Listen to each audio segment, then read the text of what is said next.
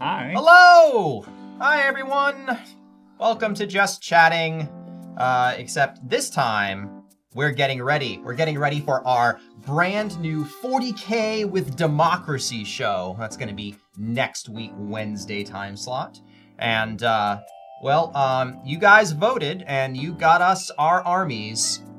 So we've got Big Bugs over here with the Hive Tyrant and all his monsters and everything. So many big bugs. I can't pile them all up in one go. You probably shouldn't, in fact. I could see that ending. Oh, man, look at this. The cheerleader tower. I am afeared, good sir. I am afeared. Yeah, big monsters. Big monsters. Look how big those monsters are. Here I am with all of my old school stuff. So, new codex, of course, shiny new units, spectacular stuff, and of course, the one that won the election was the army that was specifically billed as all the old stuff. So I've got like my tactical squads and my little dudes, and I have my rhino tank here, and a dreadnought, a tiny dreadnought, like a squatty dreadnought. They're much bigger in person, I promise you. But there are bigger dreadnoughts, but we're not using them. We're using small dreadnoughts. We don't have all of these painted, so we are desperately going to be painting our miniatures to go ahead and get them done. And maybe while we're doing it, we might even talk a bit about the show, figure about what we're going to do. Bugs and tanks, that's right, Link. Bugs and tanks. Bugs and tanks. Not as many tanks because the Tech Marine list didn't win, but there are still a couple of tanks in this list. So there'll be some stuff. There'll be some big things. Anyway, yeah, so we're gonna get into it and start painting stuff up. I'm gonna go ahead and put out a friendly reminder. Take care of your paintbrushes, like 100%. 100% take care of your paintbrushes, and they will take care of you. Actually, there are many an expert painter who will go and say that there's no advantage to using an expensive brush, that they use something like, 99 cents you can for go, a pack of 12 you or can something. I used to go to Michael's, and just buy a pack of paintbrushes, like for $12. Yep. And but I'm here to tell you that those people are liars, because this paintbrush here, someone gave me one as a gift. It's a artificer brush, and it's like $20. It's the greatest paintbrush I've ever used in my freaking life. I love these things. yeah, I could tell you, I bought a set of the Army Painter paintbrushes, which are these white ones. I also have the Citadel ones that match his line too. These are some of the best paintbrushes. Like I don't have to be as careful. Like I feel like because so the thing about these, like the expensive paintbrushes, they use like actual hair in the paintbrushes. Mm-hmm. The cheap ones use synthetics, and the synthetics fray or they bend or they break a lot easier. Oh dear. Dry. It's dry. It's dried out. That's a shame. Oh. Let me see, what else have I got? There goes the show. Oh no, that just goes the shoulder pad trim. Hi, Nebula. She's here to watch us paint. Hey, look at that. Thank you so much for joining us. Horsehair brushes are amazing. Yeah, I think the Army Painter, they not these ones, but they do have a set that's like skincare. Super fancy hair. I believe House hair brushes is what she said. House hair brushes for all your pets. Well, you know, it's okay. It is okay. So let's see here. I'm gonna go and see if one of these Army Painter paints I have over here will be a reasonable approximate. Let me see. My stroke of genius I had last time I was painting at someone's house. How to keep Citadel pots open. Got a spare brush. You know, there's like a little thingy on the back. Doesn't work. It doesn't lock in. Really? No. I've never really had a problem with it. I've always had a problem with it. Oh, there you go. Yeah. All right, well, I'm not getting that to work right unless I base it white first. But that's okay, because I can base it white, because I've got white paint. So, we've got 40K in Democracy coming up. I need some ideas for objectives, because the whole idea is that we're fighting over an objective. But of course, we have to have corruption in the democracy, because this is 40K, and we have to have everything being the worst version of what it is. So I was thinking objectives should be something along the lines of, like, ways that we can unfairly influence the election. So I'm thinking we have lost ballot boxes. Okay. Right. So we can capture the lost ballot boxes. We can get votes that way. I was thinking like a broadcast tower, so we have like the media, like we could go grab control of media networks to earn votes for our side. So Okay. I especially like the idea of the Tyranids grabbing the broadcast and talking about what great people they are. We're the best. Yep, absolutely. And then I had an idea for the last idea I had was a graveyard. Yeah, I was just literally thinking like a graveyard. Yeah, so you can register the dead to vote. Yeah, the dead votes. Yeah. But I need ideas for like what the fourth objective should be, because we really need a fourth objective. You have any ideas? Chat, if you have any ideas, throw them in there, because I'm trying to think of like something that's like, a pile of boxes is great. I like the idea of a tower. That's different. A graveyard looks really nice, and that's like all distinct and awesome. But another like objective we could fight over for like how to win the election for our respective 40k factions here.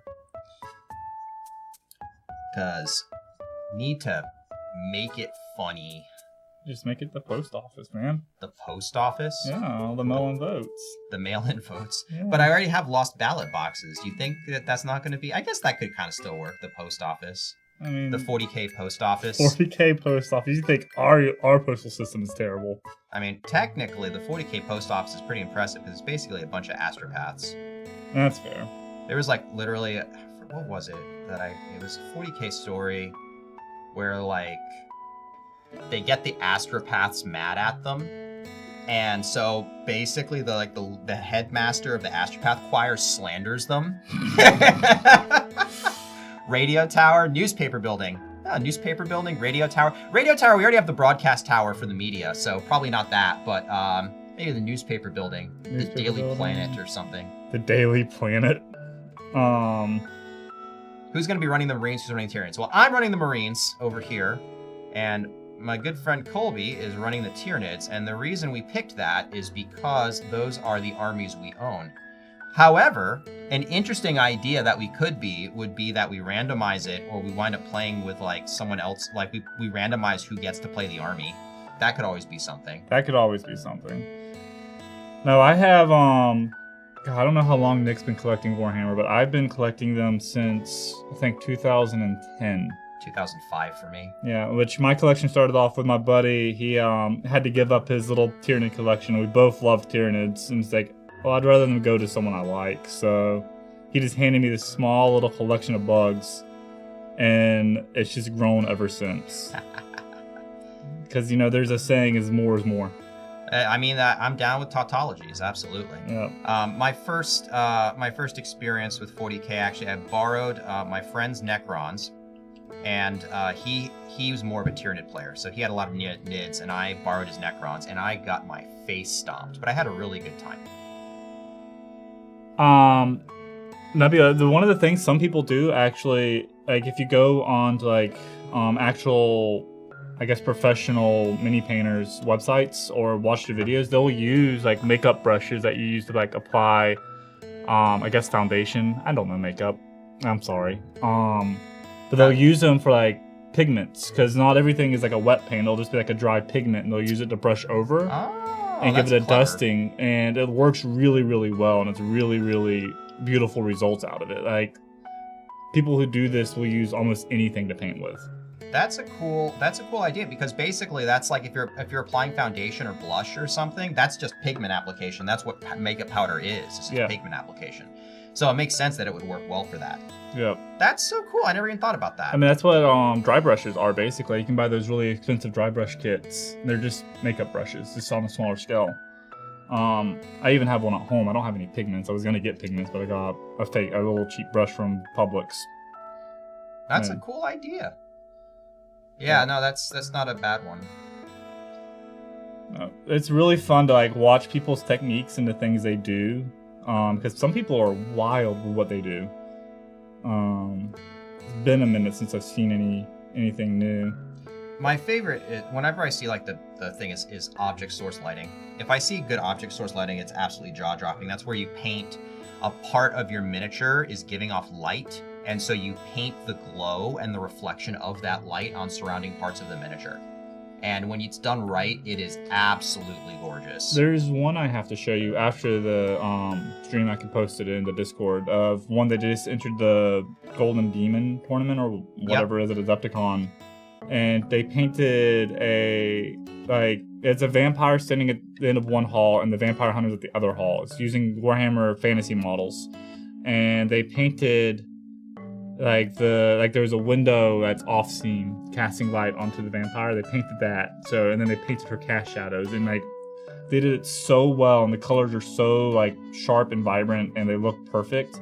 You would think they actually just had a light shining on her. That's so cool, man. Yeah, fantasy miniatures are really pretty, and it's really too bad. Actually, I was gonna say it's too bad you can't really play a game with them anymore, but I've heard they're bringing back fantasy. Yeah, well, Age of Sigmar existed. That's where all the fantasy miniatures went to. But yeah, Old World exists now. Yeah, Old World exists, which is just let's do fantasy again. Yeah. But I mean that's kind of cool, honestly. I like fantasy. I had an ogre army, which I got an ogre army because I didn't want to paint and build 500 models. I wanted an ogre army which had 30. So maybe you might accuse me of half-assing my fantasy army, unfortunately. And I can't really say you're wrong when you accuse me of that. But I don't know, I liked them. I thought they were fun. And they were mostly all painted too. More than I can say for any of my armies. That's because the curse of Warhammer is when you accumulate models faster than you paint them. Yes. And that's the problem. You want all the cool models. I do not have the drive to paint an entire army. Well, the trick is you just paint it bit by bit, and you start with units. The problem is that once you get adult money, you can purchase entire armies, and then you're faced with the daunting prospect of actually painting them. Whereas if you start when you're a broke college kid like I did, you basically can buy 1 unit a month, and then you actually have the time to paint it. Spray paint en masse. You can definitely spray paint for base coats, and then you can, there's techniques you can use, mass shading and stuff. I'll tell you, the Army Painter speed paints and the Citadel contrast paints make painting incredibly easy. And if you're going to be painting a lot of models, airbrushes are the coolest thing in the whole wide world. If you're going to airbrush, though, please get yourself a respirator so you don't inhale a bunch of micro paint particles and reduce your lung capacity. Or don't. Yeah, or don't, and just, have fun. Get emphysema. Just airbrush in a well-ventilated area and make sure there's good airflow. Colby, do you smoke cigarettes also? Nope. You basically do when you airbrush without a respirator on. I'm here to say that's way more fun than cigarettes. I mean, you're right. Yeah. So, I worked in a glass factory for a year. You did work in a glass factory for a year. And hello, George. It's always good. I accuse Nick of being a nerd. Ugh, guilty as charged. I'm terribly sorry to say. What a nerd. What a nerd! Get him. You want to talk to us about your army a little bit? My army? Yeah, your Space Marines. You were playing the iconic Warhammer 40k army. I am. I'm playing the iconic Warhammer 40k. Well, so the whole idea with the Space Marine army here is it's all the old school stuff. I have to stir this paint up a bit because the glitter's all sunk to the bottom here. And so we've got the ubiquitous tactical squad, formerly ubiquitous. No one ever plays with them if they can avoid it, because the tactical squad is, well, it used to be really bad. Now it's only kind of bad. They fixed a lot of things with it. So the tactical squad, the idea is it's sort of like a line unit who can kind of do a little bit of everything. So jack of all trades, master of none type of situation. So they've got a heavy weapon, they've got a special weapon, they've got a bunch of bolters to go and try to do things, and with all of that together, they come up to a unit that is mediocre at everything. So I've got one of them. And then I have Devastators, who are basically guys who bring heavy weapons, and the heavy weapons are the things that kill things. So the Devastators, I'm gonna hope that the Devastators are able to make up for my tactical squad's lack of performance. So I'm bringing them, and they're gonna have these missile launchers, which is, I'm painting them up right now. And missile launchers are kind of cool because you can either shoot anti-tank rounds out of them to handle big things, or you can shoot frag rounds out of them to handle small things, so you can kind of get a lot of hits on small things. I suspect I'm not going to be using the frag rounds. These aren't tanks. Anti-tank rounds don't work on things that aren't tanks. Oh, dang. I didn't think That's about the that. rules. I didn't think about that. I read them in my rule book. That you wrote yourself? Tyranids are immune to everything, and they always win. That's the rules. Do you just bash the models together when you fight with them? Is that how that works? All right, well, you heard it here, folks. I mean, he said it. I mean, he wouldn't lie to me, so I guess that's how that's going to work. Yep. But I have a tank for one of the units to ride in that they can go be protected from a bunch of giant, scary monsters with pointy bits. And then I also have another tank that's going to have a missile turret on the back of it. And the missile turret is going to shoot, well, missiles at the big things. Whirlwinds are really old models. Whirlwinds are basically a rhino tank with a missile turret on top of it. And throughout the editions, it started off as just an anti-infantry thing, but I think the new rules, it actually has like a fairly high strength attack, so you can actually hit big things with it and have a prayer of doing damage. So we're going to see how that works. And of course, I have a dreadnought, which is a big walker with, if you know 40k lore, there's, if you get critically injured in the military, they usually discharge you with a pension. But not if you're a space marine. If you're a space marine, they stick you in a sarcophagus, cybernetically wire you to a walking death machine, and put you back out in the field. So that's what I've got. And he's got some much bigger guns to accommodate his much larger robot body. So if any of these giant bugs come close, here, actually, let's compare. Here, so giant bug, walker boy. You would think the walker boy wouldn't stand a chance against them. And you might be right, but dice are a thing, and so, they might still win the fight. We'll see how it goes. But they can punch really hard. They could punch that guy and make him concerned for his kneecaps. They could kneecap that snake monster. And leading them, I've got my grizzled old captain who don't trust these fancy new units. And I've also brought an apothecary along because I feel that I might need him to go pick up some of my wounded guys because I think there's going to be a giant, big, stompy monster that's going to be stepping on them. You're just hungry. What about you, Colby? What are you bringing? I have. Well, first of all, when's the last time you fought a tripod link? They can't do much of anything if you stand underneath them. I don't know what the tripod is, but there's a lot of just tripods in Warhammer 40k, like just big, tall things on spindly little legs. Tripods? Are they they're the stalkers from... Necron's got a new model recently. They have 3 legs. I think that's what it is. Okay, the Triarch Stalkers, at least what I recall of the Triarch Stalkers, they always had like 2 legs. I don't know. No, they had they were like a bug. So you had like back legs, and you had 2 front legs. It wasn't 3. It was more than 3. They might have a new one that's 3 though. That might be what you're thinking of. I have no idea. I don't play Necrons. My bug list. I love Tyranids. So every list I submitted for the campaign election involved a different way of running Tyranids. This one is just called Nidzilla because it's just the biggest bugs you can fit in your point list, which is great for me. Or the Soul Crystal Gundam Army. The Soul Crystal Gundam Army. Actually, I think that's Eldar. I'm pretty sure that's the only Soul That Crystal. sounds very Eldar-y. That is definitely true. Yeah. Yeah, I used to have a Necron army, but... Hi, Gary. Gary's in the chat with us. Hey! The music is really setting the scene for me. Yeah, this is... It's like Bob Ross music kind of thing. We're just painting happy little death machines. Happy little... This is called a Maleceptor. Tyranid names are really fun because they're all just made up. They're all made up, all of them. And it's always fun to this is a Maleceptor, and we're like, what's a Maleceptor?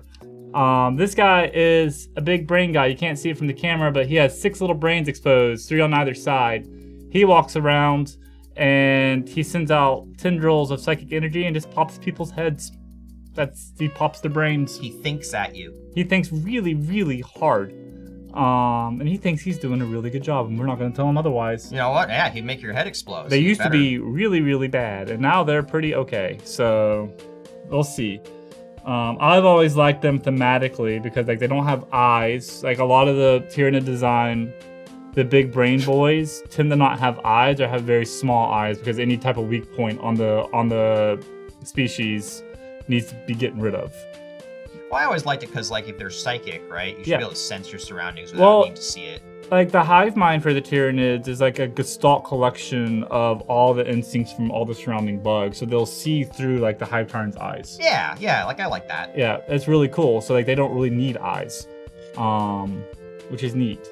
Especially if you just walk around and brain pop everyone. You don't need to see what you're doing. You just need to brain pop things. I sense you. And then I have... That's all he does. He has these 2 really big talons that are really good at, like, killing vehicles. They don't do a lot of attacks, but they can, like, get rid of a rhino, which... Feel personally attacked. Yeah, it always feels very personal.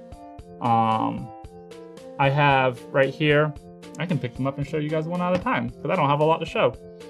I have ye old good old-fashioned Carnifex. He's not getting painted today. This is one of the first models I painted. You can tell because it looks awful. I can still pick out the first Space Marine I ever painted. I'm never repainting him. This in the Turvagon that I was going to run, I'm never repainting because these are the first 2 models I ever painted. These are like a bread and butter Tyranid model. They're like kind of They used to be the biggest bug you could field. They used to be, and these were like the 1-to-1 equivalent of a Dreadnought. Like these were a Tyranid version of a Dreadnought. Yep. Like Games Workshop really liked size comparison is more spot on here. Yeah, like Games Workshop really liked the idea of like armies kind of having 1-to-1s back in the day. I feel like, which I didn't play back in the day, back in the 90s. Back in the old back when I was 90s. A child. But like you could see, like if you look at the old books, you could see like a lot of the old models. Like, oh yeah, this is a Dreadnought, like 100%. He has scything talons. He likes to walk around and obliterate infantry. That's all he does all day long. He's sadly good at it. All of those. That's everything he wants. This is an Exocrine. He got the big old snot cannon on his back. And he just looks at tanks and dreadnoughts and anything about that size and goes, I shoot it and go, pew, pew. And he vomits on them from like a mile away. And it's strangely effective. It's very effective. Someone put aliens in my fantasy horror. But yeah, that's all he does. He's also a big bug, but he has little tiny claws, so he's not good in close combat. You know, you say that. And he punches you with these big old fists, and that's all he does. Bonk. This is a model I kit bashed a little bit to make my own version of a Moloch/Trigon. It could be whatever I need it to be because I love these models, periods. I love the big snake models. I like how you say those names like anyone is going to understand what it is. I don't know what it is, and I play 40K. You're just saying a bunch of Tyranid mumbo jumbo. Like I said, they're all made up. I can just keep rambling on and on about Tyranids. I love these guys. He digs through the ground and gets behind your enemy lines and pops up. A tunnel bug. And since he's a Moloch, he pops up like the Sarlacc in Star Wars, the pit monster. The Sarlacc doesn't really pop up under people. He just kind of eats He's just a bigger version one of these because that's what the Moloch does. He pops up underneath and just eats guys, and it goes back down. He has a big old mouth, good for swallowing 1 or 2 Space Marines and then going back underground. It's okay. I brought a lot of Space Marines, so he has to eat a lot of them. And this is my leader, good old-fashioned Hive Tyrant, who has 0 trust issues at all because they're all under his command. Everyone does as he says. He leads it with an iron fist. Biggest and smartest bug, big old claws, big old gun, just a good all-rounder. Which are also smaller than a Carnifex. Like these are closer to a Dreadnought size than anything else. Yeah, although they definitely make some models that have wings that are pretty dang impressive. That like the wings are like out like this, so they're really, really big. But Hive Tyrants have also been around for a long time. They were like the original Hive Commanders back in the day. And we keep getting cooler and cooler models. I have some really cool ones back at home that I am in love with. Every time they drop a new Tyranid model, like I gotta go buy it. And that's why they're not painted. And that's why they're not painted. See? This redid some models and they printed out new ones. They look like little spiders or ticks. They have guns on their back, with cannons on their back. It's the Biovores. Remember the Biovores? Oh, yeah, Biovores. I remember Biovores. Yeah, they redid them so they don't look as goofy. They don't look like an English Bulldog anymore. They just look like oversized ticks with artillery attached to them. All right, well, there you go. Yeah. All sorts of nifty bug type powers. I just get like a lot of enjoyment whenever like the designer for the model really goes ham on the design. Like aliens, like just aliens. I do what I want. Like, yeah, just make it look kind of like a bug. And they're like, okay, cool. And then you get a tick. It's cool. You basically have like a Tyranid aesthetic, right? Like the way a Tyranid carapace looks, there's a distinct feel to it. So as long as you get that feel in your art design, you can basically sell it. All you have to do for a Tyranid basic thing is have a carapace, have some sort of like exoskeleton carapace set, and then six limbs. No matter how big they are, how they're attached, just 6 limbs. Yeah, and there's like a distinct kind of like the way the face looks too. It's kind of hard to describe, but like you can see something and be like, that's a Tyranid. Like you couldn't just take like some generic space monster. It would literally look out of place. I'll say GW's done a good job. GW Games Workshop, the people who designed 40K, they do a really good job with their artistic design and actually having a cohesive theme to the what each army is supposed to look like. They do a good job with it. Especially when you consider the new Space Marine models, which are like, how many different versions of dude in power armor with gun can we come up with? I think they're up to 13. There's so many different units now. They've got like, because they decided to make specialist units. So Space Marines are all, which is kind of a weird choice. So Space Marines kind of used to always be like the we can do anything kind of unit. Like they're the hero unit that you can trust to go and take the fight to the enemy no matter what. But they've started coming out with specialist units, which I don't know if I like so much, but you're the Space Marine captain. Well, I mean, yeah, the Space Marine captain was totally me just projecting onto the entirety of the Space Marine line development. And it was just, now we've got a unit of guys with nothing but flamethrowers. And it's like, that's like an Eldar kind of thing. Why are the Space Marines doing it? It's like, who knows? But now we have a line of guys with nothing but plasma guns. And then there's a separate unit of guys with nothing but, like, melta-gun rifle things that are just, like, short-range anti-tanks. And it's like, you know what? Fair enough. I mean, there are always people wanting to get as many melta-guns as possible into lists. I remember those days. So there's a unit for it now, but it's just kind of like, it's weird to see Space Marines doing it. Talking about what, Starfinder with undead content? A planet of all undead. Corey can't know. I'm going to text Corey right now. I'm not going to text him right now. My phone's too far away. Good. You're also painting. Yeah, that's my issue. I get so distracted when I'm painting by myself. There's other things I want to do. Well, it's okay, because I'm here. I can keep you on task. You can keep me on task. What friends are for. Oh, gosh. Space Marines have all of this gear that they're holding in front of their chest, like guns and stuff, and it makes painting... It's gonna load the stream. Go for it. Painting the chest bit really difficult. The woe for the stream is like one of us just has to throw our model out the wall. Not it. I'll do it. You are a trooper. You see that guy right there, that Carnifex? He's sturdy.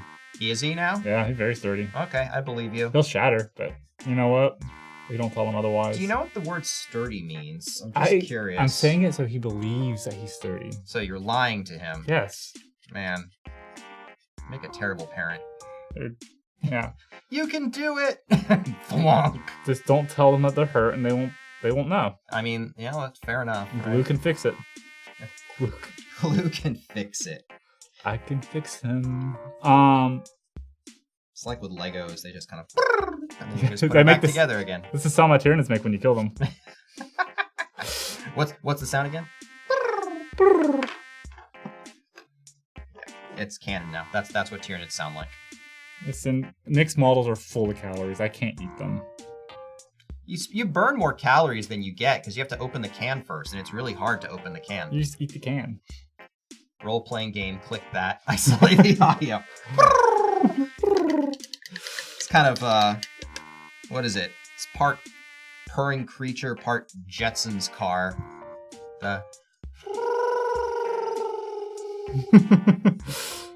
that a noise you make to your cats? To that? Kind of, again. No, I really like, if anyone looks into 40K and like thinking about picking it up, find one buddy, go get like a handful of models, learn to play the rules over the weekend, just sit around the coffee table and play, or a dining room table or a counter. It is so much fun just to have a bunch of guys over, and it's like, for nerds, it's football.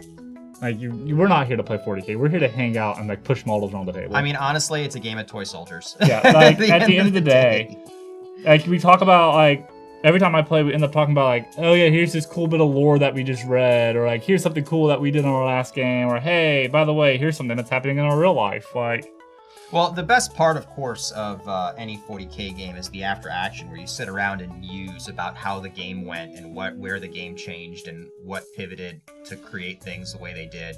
And like you really like, it's almost part role playing, like a TTRPG in little ways, because like sometimes like in your mind you trump it up a little bit more, like you'll like embellish it a lot more. Oh, we've had I've played in like tournament leagues where like it was like a narrative campaign, and so I actually like wrote up like actual like after action reports, and like I had characters with like goals and what they were doing, and you know, they got into fights with people, and I got a little into it. I played. I'm a nerd, as has been pointed out previously. I played in one of those, and I played Tyranids. Like, it's really, really hard to write any narrative piece from a Tyranid's perspective. So I had to come through, and like I wrote it from the perspective of someone. Like I think everything I was gonna write was gonna be perspective from someone who was able to send out like a data log from a planet. Oh, that's a clever way of doing it, like found footage type stuff. Yeah, like it was like from a planet that had been decimated before. They did this, and we weren't really sure, and then like I wasn't really going to talk about the fight that happened. I'd let the other person who was in that fight talk about what happened. Oh, that's super cool. I like that. I like that a lot. Yeah, like draw parallels, because like that's the only way. Like Tyranids are like one of the best villains, honestly. Like they don't have any motives really, so you can fit them however you need to in your story. Then you get like gene stealers, which are like a vanguard organism for Tyranids. They'll send out ahead of their fleets to planets to kind of infiltrate, and they'll like implant their genetic coding into the populace.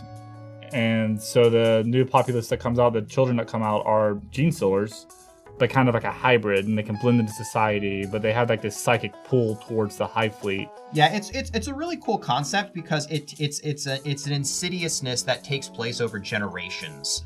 So it's like you get these gene stealers that are basically scouts, and they're aliens, and they'll go and they'll kidnap native species on the planet, implant gene stealer DNA into them, and then release them back into the population. And then like just over the generations, you get this subculture of like infected people who carry gene stealer DNA that are like, and they have plot to destroy the world and feed it to the Tyranid. And they have a genetic drive and a genetic knowledge. Like they don't know what the Tyranids are, but they worship them as gods, and like they're gonna come, and like the stories that I read, and the stories I read about it is like they're coming, our gods are coming down, they're descending upon us, they're gonna take us to heaven, and then in the final moments, the gene stealer cult hits clarity. You're like, oh, this is terrible. This is bad. What have we done? They're gonna eat us all. We're going to die. He's like, that moment of clarity is like, oh, we were wrong. They're not angels. We were wrong. We were so wrong. But like, there's a lot of different stories. Gene stealers primarily get a lot, but like, there's one story, a short story about a lictor, which is another kind of vanguard organism that Tyranids will send out ahead of time to try to weaken a planet, and lictors have their own intelligence. They can like figure out who's in control and who's in the lead. Yeah, they're kind of like assassins. They're assassin buds. Yeah, they're like assassins and scouts. And there's this lictor, like they was sent to kill like a planetary governor to weaken the government of the planet, because you know it'll collapse. But instead of killing him, he stalked him for weeks and for months, and he made sure his presence was known to the governor. Like going crazy, basically. Like he would, like the governor would go to bed at night, and he would just feel the saliva dripping down on his face, and he would look up and he would just see the lictor like in the ceiling just staring at him. And like anytime the guards would come in to take care of it, he'd be gone. The guy just went crazy, because what's better than a dead governor? Like a dead planetary governor, one who's insane. Yep. Crazy governor. Like it really pulls to the idea that Tyranids have this like really vast intellect. That like they're not just big dumb like nom nom nom eat. There are plenty of those though. There are a lot of those. Like that's usually the idea, is you just swarm it with a bunch of like nom nom eat. But like the hive mind is like a stock collection of all the intelligence. Why, when Inquisitors realize that there is a bad enough gene stealer infestation on a planet, they usually just write the planet off and blow it up. It's just not worth it. It's not worth it. Unless the planet's really important for some reason. Yeah. Yeah, Space Marines are also kind of hard to write for, because they're all like kind of monastic, stoic warrior monks, all of them.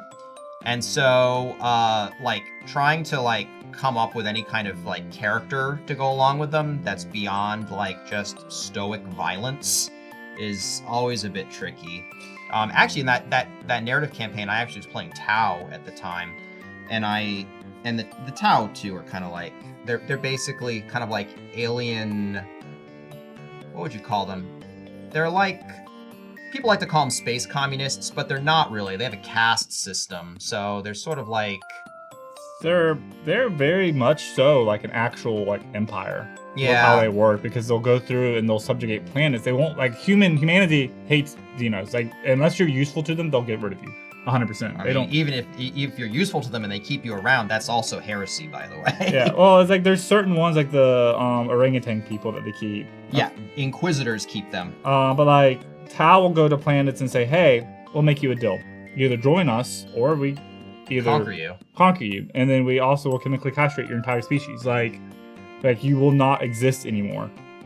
Which is very empire-like. Well, the thing is, though, that the whole goal is they want you to be a part of their empire, like, willingly. Like, they want you to buy in. So they won't eradicate you unless they really don't have any choice. Like when they met the orcs, and they're like, let's try talking to the orcs, and the orcs were like, oh great, let's go shoot them all. Let's crump them. And the Tower like, can you please try to talk? We just want to talk. He's like, nope, fighting is all we want. And then the Tower eventually kind of like, all right, orcs are kill on sight. There's nothing else for it. We can't negotiate with these guys. But generally, like almost everybody else, it's like they would much rather, even if they have to co-opt your government, they would much rather peacefully take you over than do it militarily, which makes them sort of, in a way it makes them nice, but another way it makes them insidious. So the Imperium really does not like the Tau officially. Unofficially, though, there's plenty of border worlds that trade with them because they're kind of chill people. But I actually made a converted Mechanicus priest who was with the Tau, and a lot of the story was told from her perspective, and it was it worked a lot better, honestly. Yeah, it's like, and it's crazy, like the props to like the 40K like actual novel writers who do make really good novels, because it could take like. My favorite Space Marine chapter is one of the Chaos chapters. It's World Eaters. I love World Eaters because Why do you like World Eaters? Big, dumb, charge straight in, but like they're written from this perspective because like World Eaters are like driven to battle. Like if they're not, they have a thing inside their brain called the nails, and if they're not fighting, the nails are causing them immense pain. They have to fight. They're always in a berserker rage. But like the way they write a lot of their characters is like they're very calm and contemplative, like Space Marines. Like when they're not driven to a rage, like they're very introspective and very contemplative. But also in pain. But also in immense amounts of pain and very bloodthirsty. Like it's like, so like there's always this switch between the two, like in the writing of like, what is the purpose behind all this? Like what is like what are we here for? Just to suffer. Well, it's like I read the Betrayer, which is Karn's novella, like right after the Horus Heresy. And it's from the perspective of one of the World Eater captains. And they're on the planet, or they're on the ship. And like regular humans will always refer to a Space Marine as my lord. Like, you are our lord. Like, you are above us. You are a higher station than us. And the ship captain called the captain of the World Eaters like my lord, and he stopped like, hold up. Don't call me my lord. Like, I'm no better than you. I'm not a superhuman. If anything, I'm subhuman. I'm less than human. Like, and the ship captain went, yes, my lord, whatever you say. Yeah, and like and the ship captain's like, just looked at him like, what? Like I'm no longer human. Like, this came from a World Eater, like a Chaos Marine. Like, this wasn't your pretty boys in blue. Like that's what I love about them. And then they just betray all their friends on the battlefield, and everything is in blood and flames. They like plasma. They love plasma. So like the Chaos Marines, the Traitor Marines, they're all like, a lot of them have a point, but ultimately, at the end of the day, they're all not nice people. They're not nice. There's no nice people in. People say salamanders are nice people. They're pretty nice, but like they're still Space Marines. I don't think they're nice. I don't think using fire as a weapon, as your primary weapon of choice, is nice. Are you going to try to Geneva Conventions 40K? Yes. Am I hearing that right now? Nothing in the 40K universe is nice. I mean, geez, man, you're really reaching. You're really reaching with that false equivalency, my friend. Uh-huh. Just like the Chaos Marines would, honestly. Yeah. They're like, you know what? You use fire, Salamander. You're not nice. Look at you burning your enemies alive. That's terribly inhuman of you, Salamander. Now, pardon me while I go butcher these civilians. Quickly. Some of them, not the Slonashis. Like, I don't buy into salamanders are nice. That's propaganda. It's all propaganda. Everything I love everything you read about 40K, you just take it as propaganda. I mean, honestly, it reads way better that way. It does. It's like, nope, this was all propaganda, all of it. How dare you slander my Manders? Magnus did nothing wrong. Magnus did everything wrong. He was told to do nothing and he did it wrong. Exactly. Like, Magnus is an example, like all the Chaos Primarchs, like Magnus, Angron, Fulgrim, and Mortarion are like, Mortarion, I don't really know Mortarion's story that much. I know he hated everything. He was not a happy dude to begin with. But like the other three, like their stories are kind of all really tragic stories. Mm-hmm. Like space opera style. Like Angron was the first one to ascend, and he was tricked into doing it. Everything was fine. And Lord he was tricked into becoming evil. He was. He wasn't tricked into becoming evil. He was tricked into ascending the daemonhood. Lorgar, I think, did some kind of big fancy plan. You know, that guy. Everything was fine when Lorgar found religion. But like Magnus, like saw a vision of what was it? He saw a vision of the Emperor, something going really bad, and he saw the vision of Horus betraying. He saw Horus's betrayal. Yep. And like, he was trying to warn the Emperor after the Emperor told him, don't use psychic powers because bruh. It's like, well, the only way I could tell the Emperor quick enough is to use psychic powers. So like, what do I do? Like, what's the decision I make? He made the wrong decision. He did. Because it ruined. The Emperor was secretly working on a project that would be considered heresy by his empire. Because he was working like a webway gate. He had a webway gate underneath the Golden Throne, right? Basically, yeah. He was basically trying to build his own webway gate, which was basically like a way of traveling across vast distances without needing to go through the nightmare realm that is the warp. That is demons. When Magnus used his psychic powers and broke into the place where his dad was, he let a bunch of demons in because the demons set him up. And then the whole original thing was that the Big Papa Imps sent the Space Wolves to go like get Magnus. Like, hey Lehman, go get your brother. Go capture him. And Horus twisted it into the hey. Father said eradicate everything. And Lehman Russ went, oh goody, I never liked him anyway. Yeah, like Lehman Russ bought that without any questions. And then Magnus, when the Space Wolves first arrived on the planet, on Prospero, he just like, we're gonna surrender. Like, I messed up. That was my bad. Sorry. Like, I'm gonna take my lumps and like take my punishment. And then when the Space Wolves landed and started slaughtering his people, he's like, oh no, absolutely not. Meanwhile, Horus is chuckling in the background. All according to plan. All according to Keikaku. Is that what it is? Keikaku, yeah. Mm-hmm. It means plan. Good old Death Note. Or no. What was that? Is that what is it? Code Geass? Was that Code Geass? I don't know. I think it was Code Geass. I just remember the meme. I really liked Code Geass. But I'm not going to start talking about anime on here. Everyone already knows me as a nerd, but then they'd call me a weeb, and then that would be too much for my fragile soul. Your fragile soul? My fragile soul. You don't have a fragile soul. Well, that's kind of you to say, thank you. Yeah, very strong soul. I've met your wife. She's a lovely woman. She is. We love Jen, but she takes a strong soul. What's your favorite Space Marine faction? Besides your custom faction. So, As far as like interestingness goes, I have to say, so first off, I like Raven Guard just because I think it makes perfect sense for how an elite like unit should work. They should be like stealthy spec ops guys. The idea of like you have these really expensive, like brightly colored guys who stand in a battle line and go toe to toe with the enemy is like really awesome looking, but just really terrible battlefield tactics. It always makes sense that you'd use Space Marines as spec ops guys, but as far as the most interesting one, I think Dark Angels are the most interesting. Because the idea with Dark Angels is during the Heresy, half of the Dark Angels turn to Chaos, but each side of the Dark Angels, that was both the ones that stayed loyal and the ones that turned to Chaos, did so because they thought it was the best way to help the Imperium. And so you have the Dark Angels call the people who turn traitor the Fallen, and you don't even get to know the Fallen exist until you get high enough in the Dark Angels hierarchy. And they have a separate unit of guys that are just there to hunt down the Fallen, to erase the stain on their chapter's honor.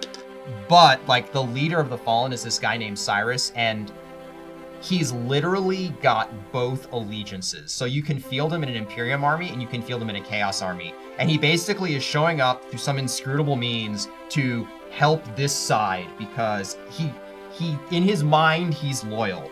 And so you've got this sort of like, we're trying to do the best that we can, and the same chapter schismed and created two separate ways of trying to do the best thing. And I always thought that was really interesting.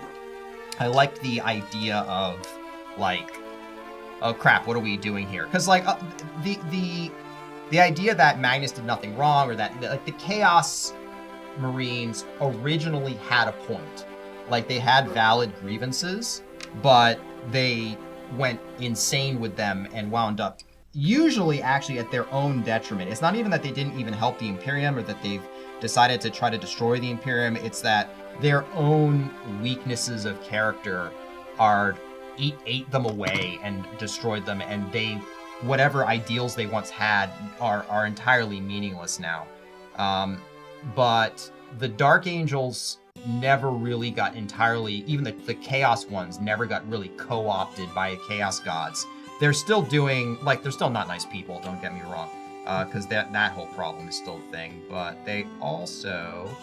Painting eyes. I don't gotta paint eyes. He doesn't have eyes. That's another reason I love this model. They also were just kind of really interesting. Ooh, thank you for bits, Arcadis. I like the idea of Dark Angels, and of course, just for the coolest looking models, it's Grey Knights. Grey Knights have some really cool, and then you got the Papoose Walkers, which are hilarious. They're great. They got a new one. But like new Papoose Walker. They're getting new Papoose Walkers. Okay. With their new codex. Fair enough. I mean, I know. I think the Grey Knights, like, they literally are Space Knights. They're walking around with swords. They've got guns on their wrists. They're not technically Space Marines, right? They are totally Space Marines. Are they? They are a hidden chapter that was created by the Emperor at the last days specifically to help the Inquisition. And is basically, these are the anti-chaos Space Marines. Their whole job is to fight chaos. Demons specifically. And they exist as the militant arm of the Inquisition that specifically goes after demons. The Ordo Malleus, as they like to call themselves. What do you think about Custodes? The Goldie boys. They all have pole arms. I do like pole arms, man. I really like pole arms. That's a point in their favor. All right, so Custodes. Nick's done painting. He's gonna look at the camera and talk. I think I opened a can of worms. Nothing against people who like Custodes. Henry Cavill's a cool guy. He likes Custodes. That's his favorite army. I don't like Custodes. As an army concept, I don't like them. It feels weird that Custodes... I guess it makes sense in the fact that you have this... The times are so desperate that the Emperor's personal guards are taking the field. But it's as sort of like a hyper-elite like the Space Marines of Space Marines. Like they're like so hyper crazy. I don't know. It's almost like it hit a point where it was too much for me. Like, yeah, the Grey Knights are like over the top in that they have like psychic powers and they've got all these like fancy space swords and all these Terminator armor suits but then like the Custodies are here and like at least the Grey Knights have the same basic profile as Space Marines. Like the heroism of the Space Marine was still preserved with Grey Knights. And then you have Custodies, which are like twice the high. Yeah, girls yapping stream, and now we have the boys yapping stream. Yeah, absolutely. That is absolutely. The fall of the Roman Empire, that's basically what 40K is. It's basically the fall of the Roman Empire, but in space. I thought about the Roman Empire today. It was a passing thought. It's much better than the last talking stream I was on. What was the last talking stream you were on? They made pickup lines for me. Pickup lines for you? Yeah, I sat down and Brennan's like, okay, in today's stream we're gonna use ChatGPT to make up pickup lines for Colby. Oh, okay. What they come up with? There was one we posted in the Discord. It's why Corey's name in the Discord is not Corey Ferris the Kiwis. It was a poem. Okay, I sense a wonderful backstory here. I wish I could remember the poem. But Must no, not have been a very good poem if you can't remember. I only read it twice. It was so good you read it again? Mm-hmm. I loved it. It was beautiful. I meant to save it in my notes and keep it forever. But like it came down to we're gonna have ChatGPT make you a pickup line. So like, what are some things you like? And like, well, Colby likes kiwis because I love kiwi birds and I love like kiwi fruit. I think they're cute to look at. They're also tasty. I'm just a very simple man. Fair enough. So they used that, and then it's like, oh, I like my friend Corey. And so it's like one of the pickups was like, hey, Corey, are you a Kiwi? Because Colby loves kiwis. Like something silly like that. And then we took that and they made it into like a Shakespearean poem. Like, dang. Get iambic on everything. You know, like it was a beautiful poem. Like, oh, Corey Ferris, the Kiwis. Da da da da da da da da da da. Yeah, like it was wonderful. Did not enjoy that as much in the beginning. It had to grow on you. It grew on me a lot.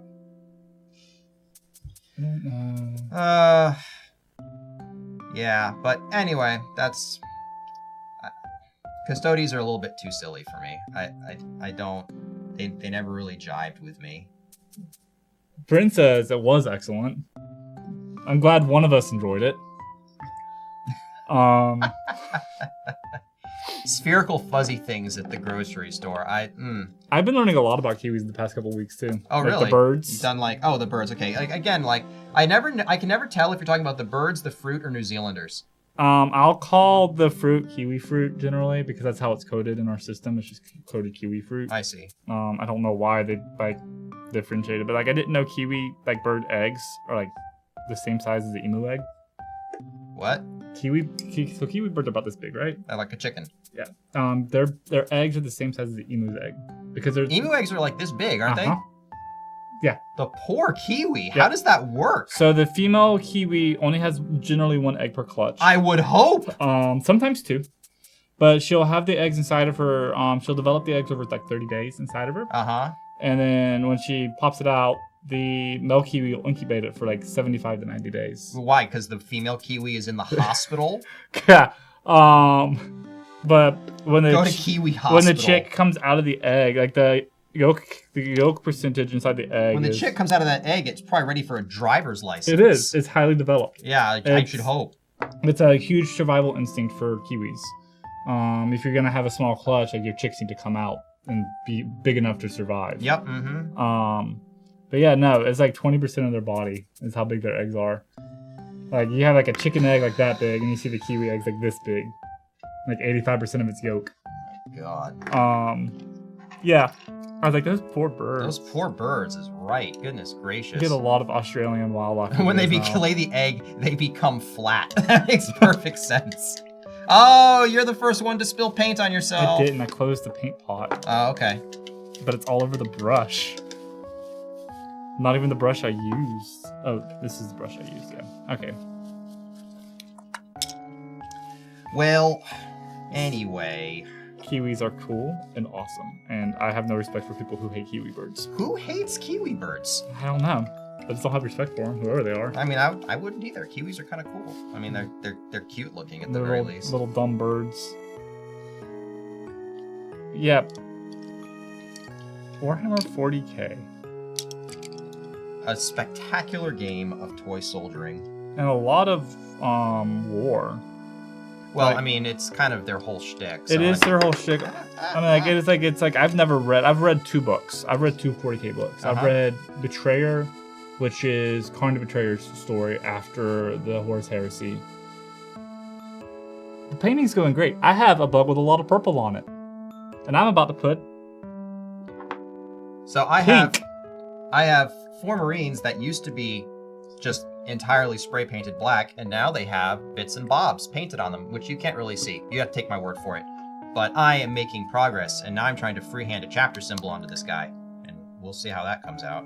Always fun how much time it takes for me to put the purple on a bug. I chose my paint scheme. Back when I first got the bugs, I didn't know how I wanted to paint them. I didn't want to paint them like the normal stuff in the books because it's kind of boring to me.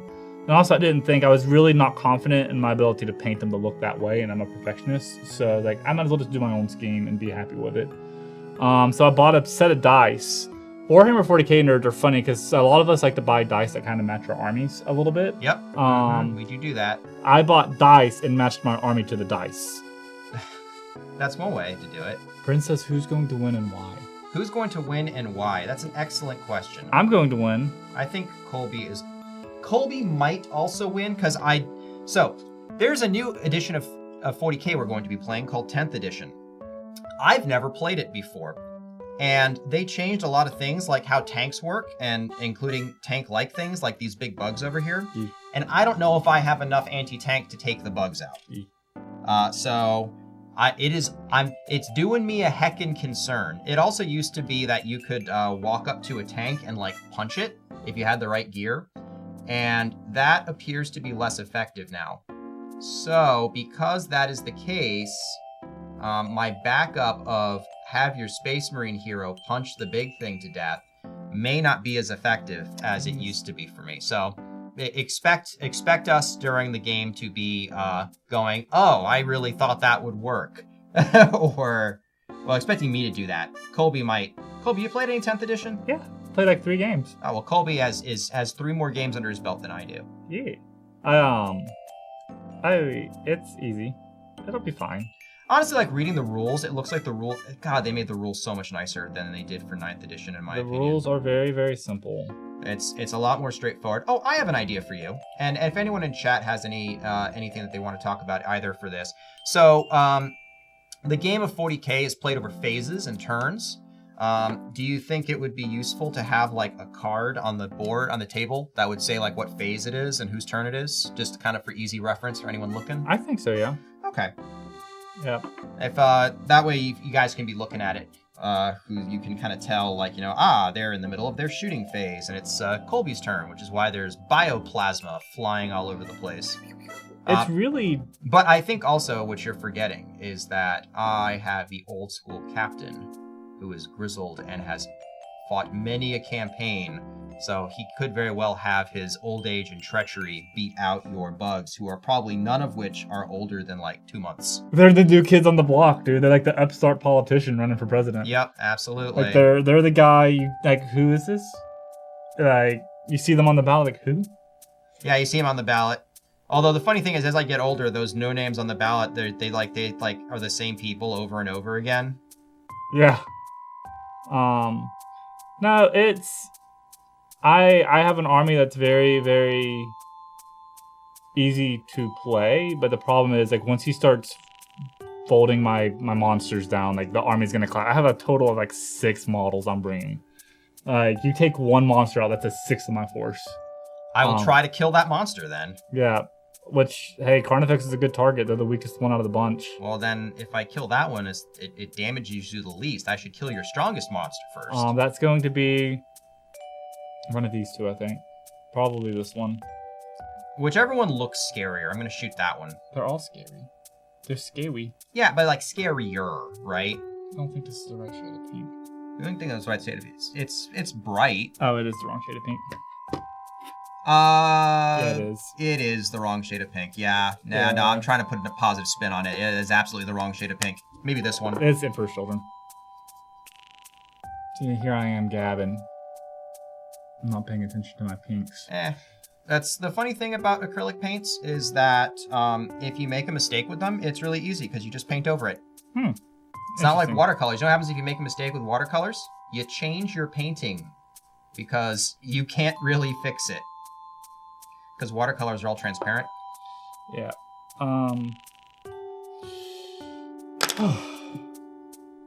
My eyes hurt. What I have a hard time doing is that I'm focusing on the model right in front of me, and then I look up to see chat, and it's all blurry, and I have to be like, focus.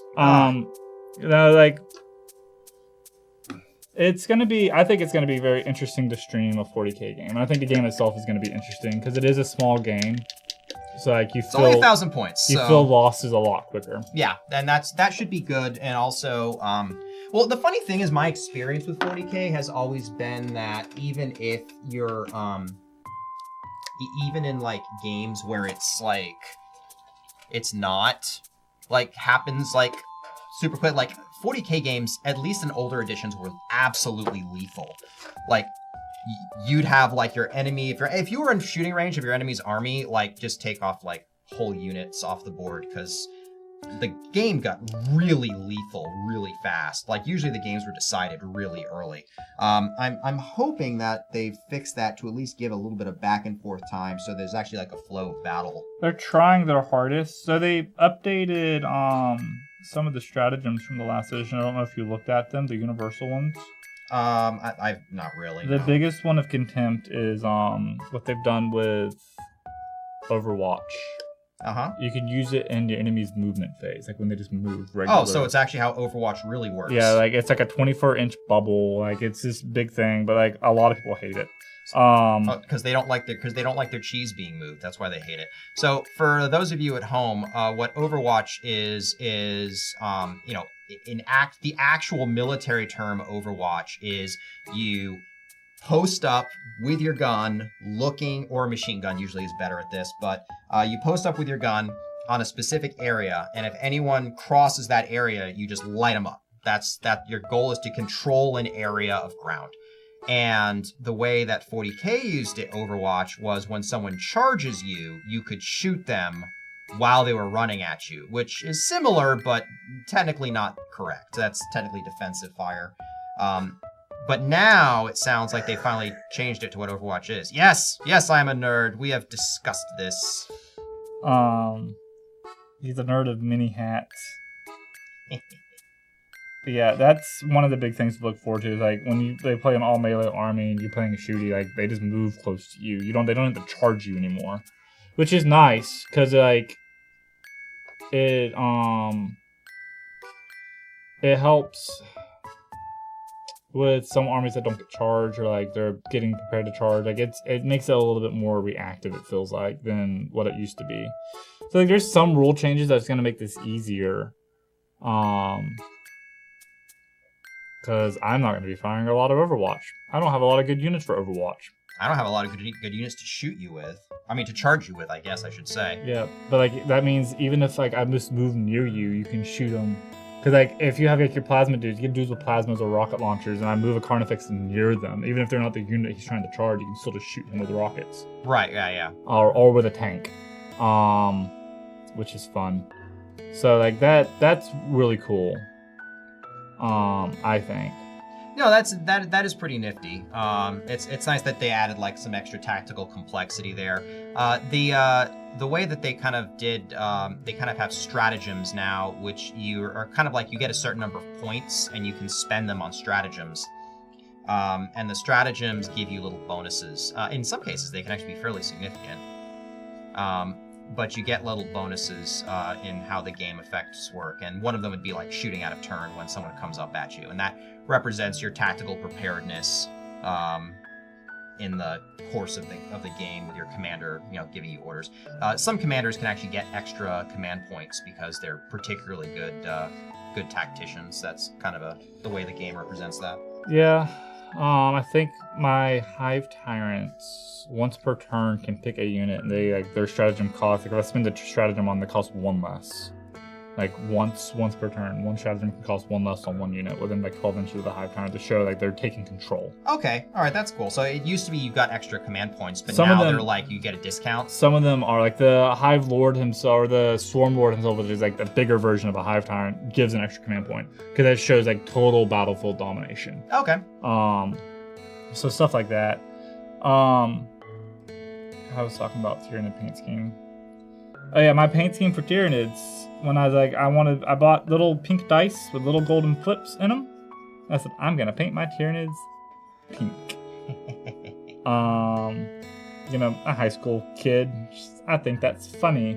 It's like when you pick your Gmail name when you're like a kid. Yeah. Now you have to live with it for the rest of your life. And I decided like I'm never gonna change this because I love it so much. So like I started theming them. We named them High Fleet Cancer, like in college. One of the guys like, yeah, just High Fleet Cancer. I'm like, that's great because then you Cancer constellation. Like there's a lot of double like meaning behind all of it. Crabs. And so I started getting crab claws put on all my models because crushing claws look really cool, even if they don't belong there. So we love it. And like the idea, like it's in my head, like one of the first planets they hit in the galaxy was like a heavily floral planet. Where like the plant life was purple and pinks, and like the camouflage themselves, they just changed their skin colors to match that, and they just never went back because they had no reason to go back. Because sometimes you don't. They adapt themselves to what they need at the moment. So I love it so much. I love the color pink. It does pop out nicely. Honestly, I've got a little Chaos Demon army, and there's a lot of Slaanesh units in it. Mainly because I felt like everyone was talking about how Slaanesh units were bad. You gotta prove a point. And I was kind of like, I wonder if I can make them work. Because I read them, and I was kind of like, I think I could make these guys work. I can fix them. I can fix her. And honestly, the army worked pretty well. But getting the pink to work inside the Slaanesh unit army, because honestly, like a lot of I don't care for the default paint, like the color scheme. I used a lot of pinks with the Slaanesh, and I think it looked a lot better than kind of like the grayish purple that you get. So it's like when I look over the paint scheme, because I've thought about like maybe updating it and changing it. It's like I kind of don't like how dark the purple is on the skin. But like when I think about it, if I do anything lighter, it's like the pink on top is not gonna pop. So like I have to do more with the pink on top. So like there's a lot of experimenting I do, because it used to be like this guy, it's a lot brighter of a pink. I don't know if you can tell on camera how bright, how light of a pink it is, almost white. And it has gone to this darker pink over time, which I like a lot more. And on his Hive Tyrant I have over here, I was experimenting with a red, blending up to a red from the pink. Oh yeah. To make it look more... So you're getting darker as you go up, not lighter as you go up? Yep. That's interesting. Yep. If you want to talk about changing up your paint style, though, my original Space Marine color scheme, and you all will be able to see this, was this yellow boy. I had like a bumblebee thing going on, and I eventually turned to a more subdued thing with kind of light blue highlights, which you might be able to see. But popping in for a second to say, hey, thank you, Sully. Look at us, gents. Look at us. Gents should paint models with us. We get Bryn and Sully in here, and then we can have the guys and the gals painting models. They can paint pictures of each other, and we can paint models. I was gonna say, it just sounds like you're trying to like bully them into painting your models for you. I would never bully Sully or Bryn. Ever. Lies. But no. Our dear friends. But if you all ever wanted to paint minis, we have minis. I have a lot. I have a wide selection. You like snake ladies? I got snake ladies. You like harpies? I got harpies. You like bugs? I got bugs. You like vampires? I got vampires. I also got really angry dudes without wearing armor. World Eater models. There's a new unit they came out with called 8-Bound. And they're designed to be built with or without their armor, with or without their power armor on. Huh. So like, you just have like big pecs and abs. Big jacked men just running around. Like it is the greatest thing in the world. Because like they're possessed by 8 demons. Like they have 8, I think, blood letters inside of them. To crush your enemies and drive them before you and hear the lamentations of the women. Good old Conan the Barbarian dudes. She said put a little smiley face on one for... I'm going to put a little smiley face on one. You do that. Okay. My guys are based off the Raven Guard, so they're all emo and sad and crying. Yeah. Little smiley face. Let's see. All right, I have done enough of painting, so it's time to break out the dry brush. I love dry brushing. This is the one I used. Now let's hope it hasn't entirely solidified. It kind of has. Gross. See, Citadel paints are all well and good, but the problem with them is that they're not very airtight. They're a little airtight, but not enough. Sully is really good at making videos, and I don't think anyone talks about it enough. Sully put together the 40K trailer, it was so quick she got it done, and it looks beautiful. Have you seen the Strange Aeons open? Uh-huh. Yeah. Like, it's fantastic. Oh, yeah. Yeah, no, There's phenomenal. Like, so much going on there. Little smile. Don't shake me. I'm freehanding a smiley face. Sorry, I'll take my elbows off the table. Where's your smiley face? It's right there. Oh, there it is. Yep. Nice. Yeah, little smiley face. Just for you, Sully. Yep. Yeah, there's a little smiley face. You can't see it, but it's there. He's a happy. He doesn't have a normal face. We should take a picture of that and post that also. I will. Do that now, actually. My dry brush is getting a little wobbly here. I am just kind of applying a really rough highlight here, and some people might think that you wind up looking kind of chalky. But while it might look that way, if you put it out on a table, it actually makes all the details pop. So I have this little piece of terrain that you're supposed to paint and cut and put on the base, but I use it as a dry palette. Huh. So what you do is, like, if you're using something like this, instead of using a dry paint, like, you have this guy, you would take it and you put a little on your paintbrush, and you come over here and get most of it off the brush. There's a little bit of pigment, and then you just dry brush back over. I mean, that's what I do, but I just use a paper towel. The paper towel takes a lot of the paper towel. I do that too, but I like this a lot more. Why? What's better about it? So the paper towel, when you do it, I guess it's kind of the point of dry brush is to dry it out, but sometimes it takes a little bit too much out. With this, you have a little bit more control over, like, where you're at and how much you have in your brush. All right, that's legit.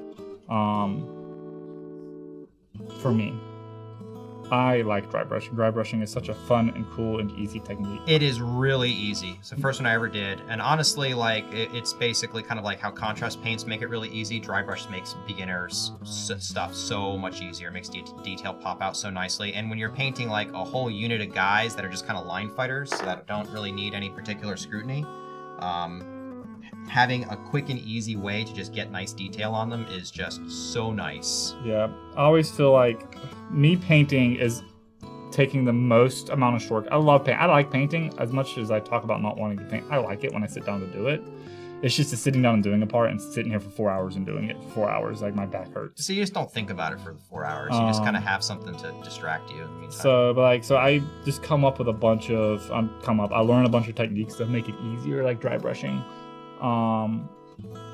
Agrax Earthshade, best paint Citadel's ever put out. Devlin Mud, the predecessor to Agrax Earthshade, is better, but Agrax isn't bad. Yep. Devlin Mud, if you can find it online, they don't make it anymore, but, like, I have a pot, and it is like gold to me. I judiciously use it, and it's liquid talent.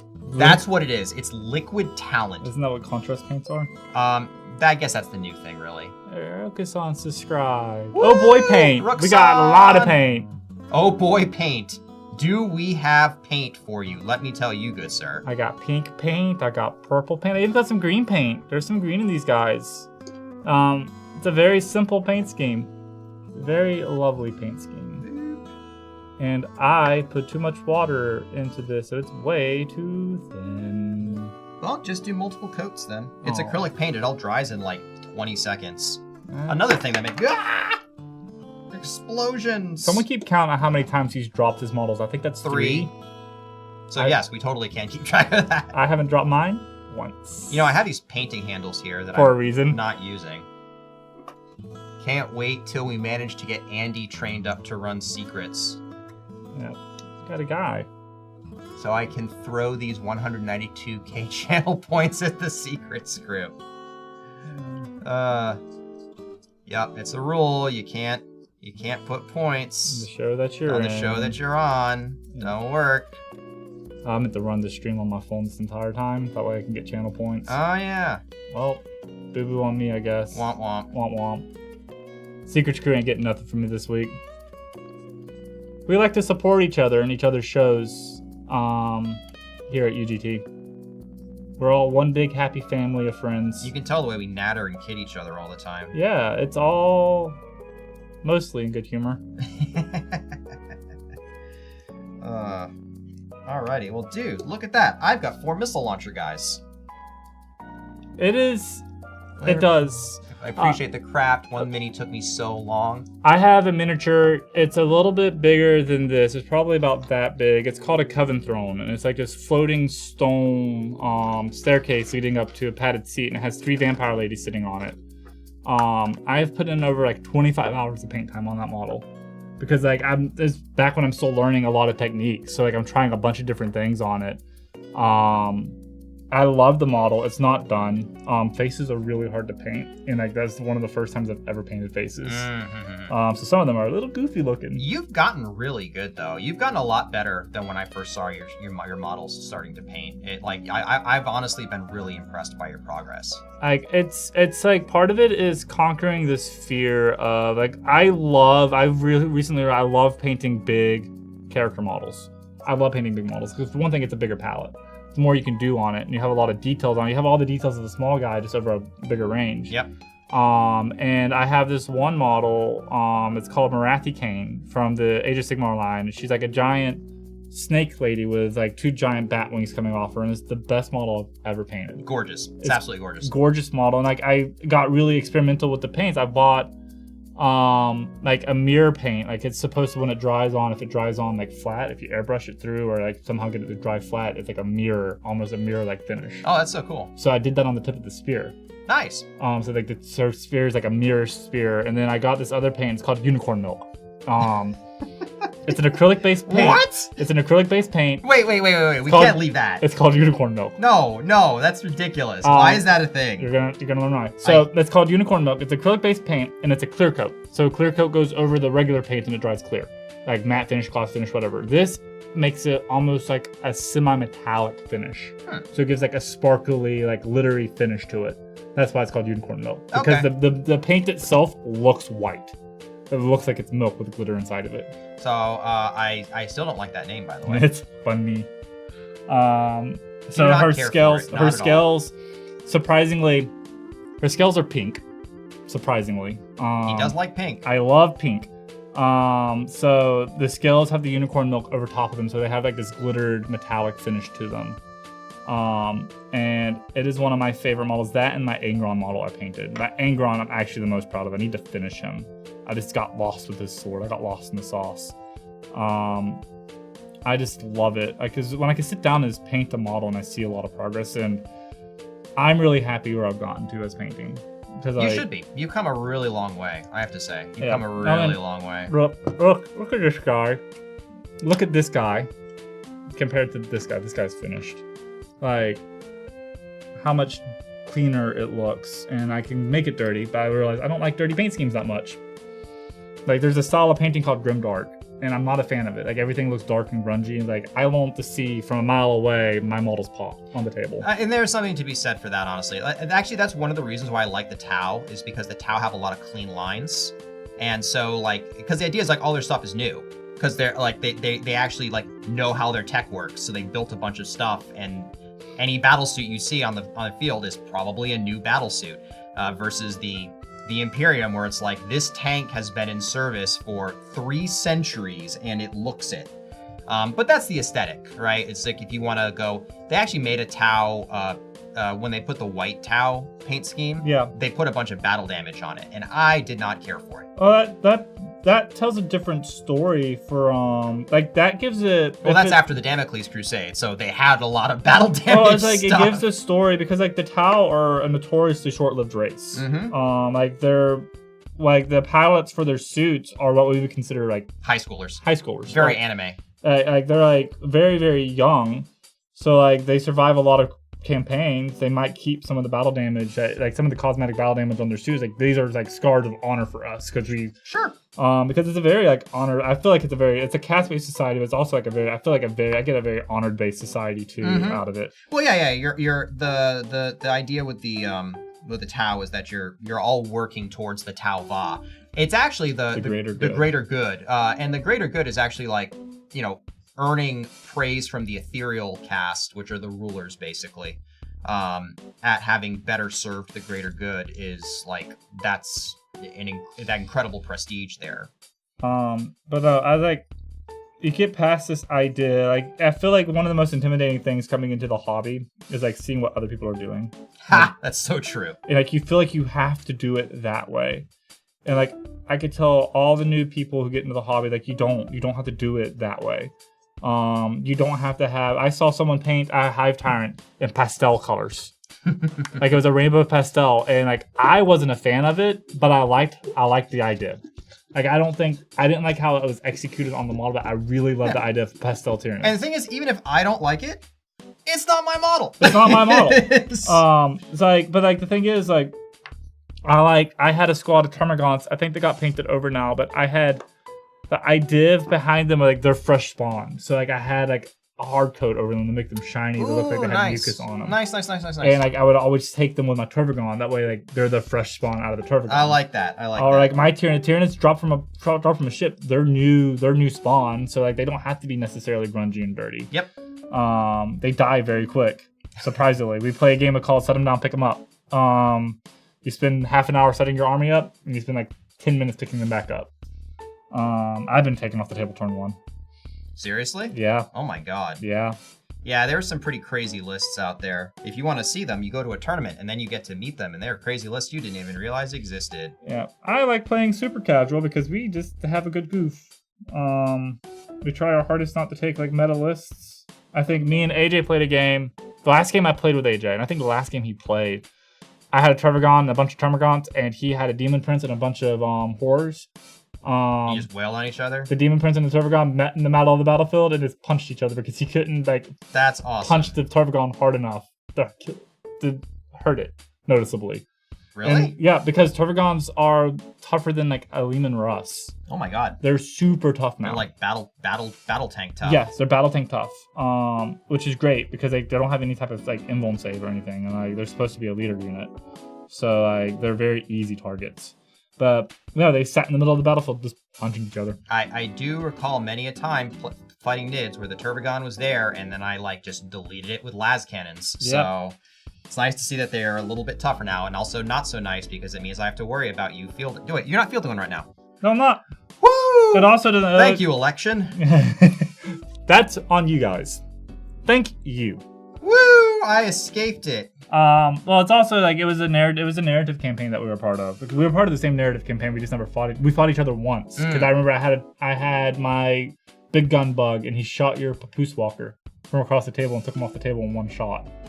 And you're like, that can happen. You're like, what? I'm like, yeah, he could see his elbow, so he could shoot him. Yep. Blew my arm off, spun him around. You didn't pass the invulnerable save, so down he goes. That can happen. That campaign, I had like super buffed my Tervagon to like have a FMP and some other savings, like made him really, really tough. Yeah, that narrative campaigns, you can always get into nifty fun things like, getting buffs on bugs that, or in any unit really, that they wouldn't normally have any right to have. And so you get like a super commander kind of thing. Yeah, I think the whole narrative point I put out there, like my Hive fleet just crashed a ship into the planet and seeded the planet with a ship. So like everything was coming from that one ship, and like I bought like 6 of these guys because like I was gonna field one of my lists, which is gonna be like 6 Trigons and a Trigon Prime. Oh, nice. Because like they're digging tunnels underneath and popping up. I thought it was neat. I thought it was a really cool idea. Yeah, I like it. Well, I mean, it's like you're telling a story so that you get to scratch that narrative itch. Yeah, you're trying to like fit yourself in. There's like a bunch of people all with different armies, and like I forget who. Like we were all teamed up, and I forget whose team I was. I was on the Gene Star Cult's team, obviously. I should hope. Yeah. But like that didn't matter much because I didn't talk to him that much. I mean, that makes sense, really. Yeah, I mean, no. It's a surprise. But the Gene Stealers cultists don't know what they're getting into. Save us, four-armed emperor. It's like, yes, I will save you for last. Dessert. Yeah, see, that's not bad. Yeah, there you go. This little weird chest piece he has. I don't know what purpose it serves. It's an armor piece to deflect him from people who are shorter than him, which is most everyone in the galaxy. You thought like the really thick like skin. I don't really know. Like the funny thing is that Tyranid tanky bugs have all this top armor, and they really shouldn't because they're taller than everything that they're going to be fighting. Well, you know what they say, you just go to ground. One of those bugs going to ground, it's like I don't know, a semi truck going to ground. It's just always funny to think of the dreadnought going to ground. Well, vehicles didn't used to be able to go to ground. Yeah. Like you had to just only infantry could go to ground. Yeah. I don't think that rule exists anymore, right? Nope. Yeah. Yeah, they used to I used to never be able to go to ground. Tyranids could not go to ground. Well, you couldn't go to ground if you were fearless. Yep. Like going to ground was a self-preservation instinct. And it sucked. There's so many times like I wish I could just go to ground because like it'd be nice as going to ground. I'm getting shot to death. Hey, just leave your guys out of synapse and then you can go to ground. And then they eat each other. Well, you know. That's pay a price. That's Omelets a sacrifice I'm willing to make. Yeah, it is. Omelets and eggs, Colby. Omelets and eggs. Something about eating eggs before you have the omelets. Like, well, if you eat the eggs before you make the omelets, then you are omeletless, good sir. Omeletless. Omeletless. Isn't that one play? Omelet? Omelet was the name of the pseudo play in the play that you're thinking of, and that's the name that I'm trying to think of right now, and my Broadway foo is weak. I know which one you're talking about, because that's what I'm referencing. I can't remember what it's called. If Sully was here, she could probably tell us. Is Sully still here? Sully, what's the name of that Broadway play? Or anybody, if anyone's Broadway savvy. What's the name of the play where Omelet is the take on Hamlet, but it's a musical? Something Rotten, maybe? Is it something It's rotten? I think it's just rotten. No, it's not just rotten, I don't think. It's possible it is, but I don't remember it being just rotten. I think it's called something rotten. I've listened to the soundtrack to it. Yeah, that's my only exposure to it, honestly. It's pretty fun. It's a pretty fun little soundtrack. I'm a pseudo Broadway person. I have no knowledge of plays. Jen really likes Broadway. I like listening to the soundtracks. I get a lot out of the soundtracks. Especially like full musicals. Mm-hmm. But no. If Jen was here, she could probably tell us. She absolutely could. When are we gonna see you and Jen again on stream? On stream? Well, geez, we'd have to be playing in a campaign, I suppose. Yeah. Maybe. Who knows what the future holds? Good stuff. Future holds good stuff. It does hold good things. We got a lot going on. Because I miss playing with you guys. Aw. Well, Like, we should come up with something. we should. Like Roisin and Resme and Raz. And their pet rat. Their pet rat. A lot of fun. I learned a lot from role-playing from watching Nick and Jen play. Like, You're making me blush, man. it's phenomenal. I get embarrassed. I've said this in our Discord. I get embarrassed like super easy when I first came into like Strange Aeons, or not Strange Aeons, but Age of Ashes. Like I was very like camera shy. Like putting on the retail confidence is very, very hard in front of the camera. And so I would just watch Nick and Jen roleplay, and eventually like when I found moments to break in and start going, it was like so much fun. Yeah, no, you did great, man. Raz's introduction is like my highlight from that entire campaign. He had the exact amount of energy I wanted to, and then like I lost the energy somewhere. Like I couldn't keep up with it. It's way more. It's the problem of playing a character that has way more energy than you do. I've been there. I've been there where it's like, oh, my character would totally know how to say this, but also I was playing like a int 20 character, and I'm not an int 20 person. I was like the whole like we talk about it a lot, like the Dragon Plague thing of Taldor. Mm-hmm. The Dragon Plague of Taldor.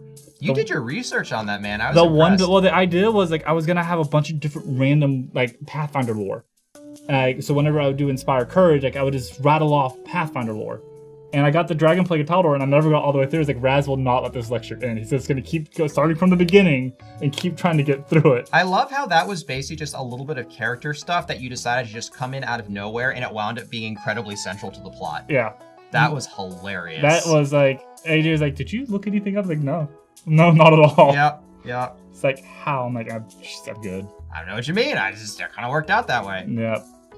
It's kind of the same way where it's like, Jen was like, just looking for like, you know, what divine inspiration for Resme, and it's kind of like, oh, this elven goddess of the Ayudara and like it's just, and it's like, wow, that was strangely on the nose. How did you just randomly came up with that? It was great. Yeah, I love it. It's so cool. Pathfinder is a lot of fun. TTRPGs in general are a lot of fun. Mm-hmm. Like, I love like reminiscing with people about like their favorite characters or stuff they've done. Like, we had a 40K. I played in a 40K campaign with my buddy Gus back in college, and it was Only War. Oh, sure. And Only War is an intense system. Isn't that where you're the guardsman? Dude, it's guardsman. Yeah. And I was playing Die in droves. I was playing a stormtrooper. I was playing Silent Tempestus. And Stormtroopers are actually the ones who can shoot straight in the 40K. They get the good guns. They get the better guns. The hotshot las cannon or the hotshot las guns. But no, I was playing a stormtrooper, and like the whole backstory was like he just has the luck of the double. Like, he's been through multiple squads, multiple mixed squads, multiple regular stormtrooper squads, and he's the only survivor every single time. Him and the person like this pilot for the dropship that takes him in, only two survive every single time. Pelican 1 pulls you out every time. And like that's his whole backstory. And like we're on this planet that's starting to get overrun by chaos. My ship crash lands, and when I come to, like my pilot's missing. I'm like, oh, there's my cloak. Like, gotta go find that person. What happened? There's no body. But like, I rolled the names for them.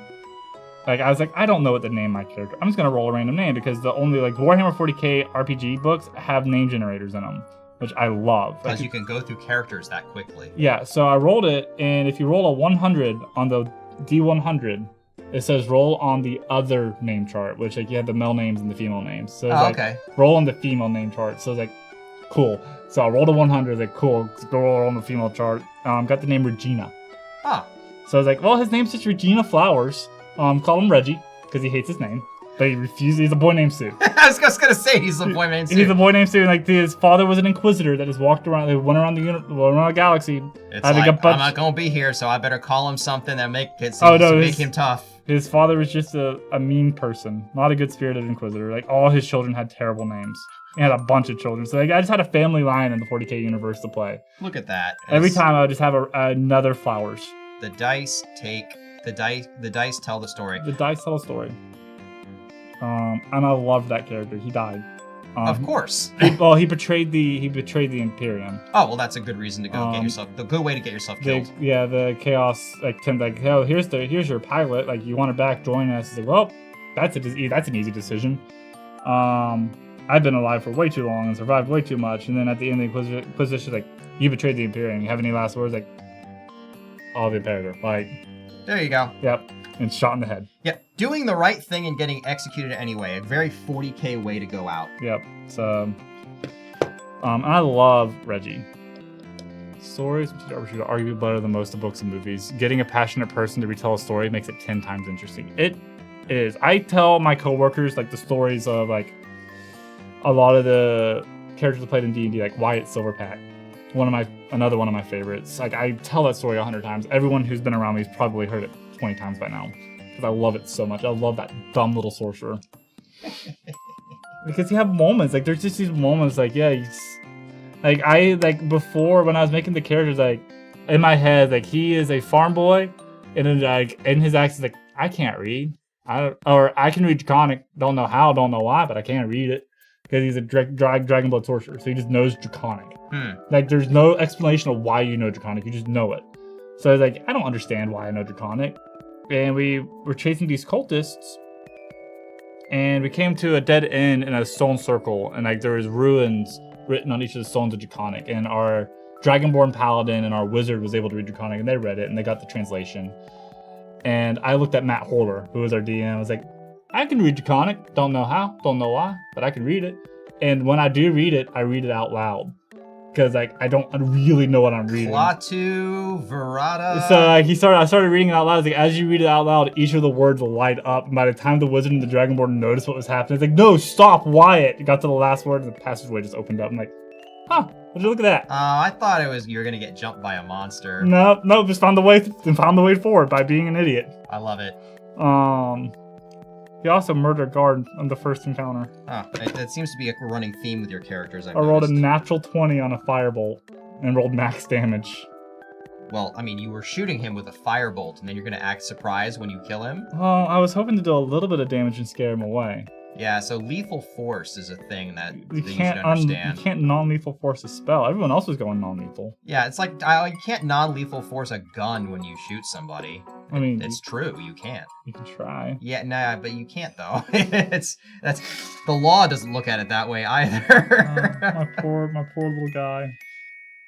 I just can't play farm characters. They're just gonna murder someone. Yeah, your farm characters are all strangely violent. I don't understand that why it works that way, but it just does. I mean, I guess if you live in a fantasy setting like Galarian or what is it, Sword Coast for D&D, if on a farm you have to fight off bandits and monsters all the time. Yeah, like modern day farmers have to fight off coyotes, which are also a pain in the butt, which is why they're all really well armed, and like wild hogs in the middle of the country that destroy crops. Fantasy farmers have to fight off lesser deaths. Yeah, lesser deaths, wargs, demons, purple worms. They're common, by the way.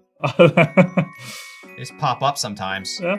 It's like, well, yep, no, that's that, yep. Oh, yep, there's that purple worm again. Hand me my shotgun. That's just Larry the purple worm. Let's go take care of it. Come on, Larry, get you. Boom, boom. Fireball. Like, easy. There you go. I really wish we could do more with the Crimson Throne campaign. Oh, the Crimson Throne campaign? Yeah, no, that was a fun one. That opening book was really good. I don't know how the rest of them are. AJ says they're pretty good. I think he said the first book was like the peak, like was the best out of all of them, but like the rest are pretty passable. And I feel like we had a really good little squad for it too. AJ could have tweaked it up to make it better. AJ does amazing. Yeah, he's really good at modifying modules. That's one thing. Like most of this of my running experience has all been homebrew. So I did mess with Abomination Vaults a little bit while I was running it, and but like I really should have, like in hindsight, I should have messed with it way more, because there are certain things like wisps in general, man. It's not.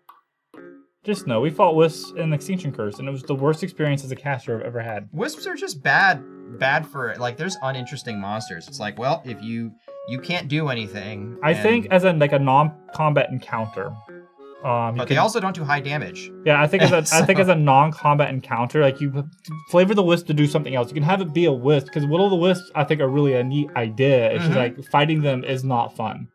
So like you have to implement them in some other way. Actually that's a nifty idea. Like maybe like flavoring a wisp as like cool, one for you. Although yours should count as multiple ones, because my models are smaller and mine bounce more. I caught him before he bounced more than once. Oh, we could just do a Gimli then. It only counts as one. It only counts as one. But like doing it kind of like where it's like just like a curse or like a misleading effect where you get lost. Because that's honestly like that's how will-o'-wisps like in legend work. Is it's like they're swamp lights that guide you off the path. It could be like they're an extremity to another monster, like like an anglerfish type of situation. Yeah, like that's a cool idea. Like they have a symbiotic relationship with something else.